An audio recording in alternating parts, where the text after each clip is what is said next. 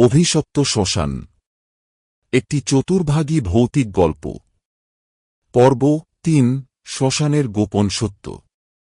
অরবিন্দ আতঙ্কে নিঃশ্বাস নিতে পারছিল না।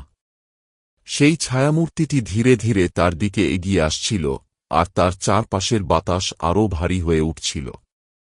হঠাৎ বাতাসে একটা ফিসফিসানি ভেসে এল।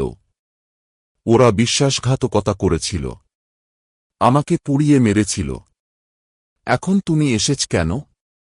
অরবিন্দের কণ্ঠ শুকিয়ে যায়।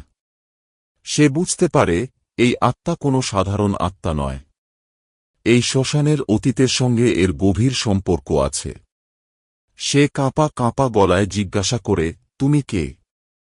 ছায়ামূর্তিটি থমকে দাঁড়ায়। শ্মশানের ধুলোবালি একসঙ্গে উড়ে ওঠে, আর এক মুহূর্তের জন্য অরবিন্দ দেখতে পায় একটি জীর্ণশীর্ণ মুখ, পোড়া চামড়া, আর চোখের গর্ত থেকে নিঃসৃত অন্ধকার।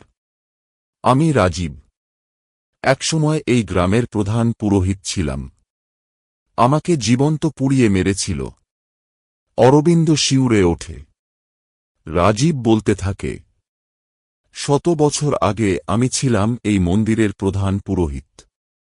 কিন্তু গ্রামের কিছু লোভী মানুষ এক অমূল্য ধন লুট করতে আমাকে বিশ্বাসঘাতকতার ফাঁদে ফেলে।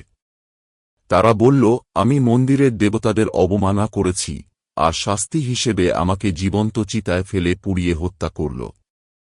আমার আত্মা মুক্তি পায়নি, আমি প্রতিশোধ চাই। তুমি এসেছ, এবার তোমাকেও যেতে হবে। এই বলে রাজীবের ছায়ামূর্তিটি বিকট চিৎকার করে সামনে ঝাঁপিয়ে পড়ে।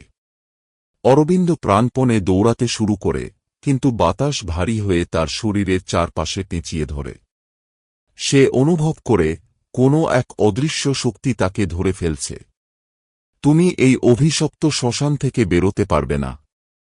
রাজীবের গম্ভীর কণ্ঠস্বর প্রতিধ্বনিত হয়, আর অরবিন্দ অনুভব করে তার শরীর ধীরে ধীরে হাওয়ায় ভাসতে শুরু করেছে।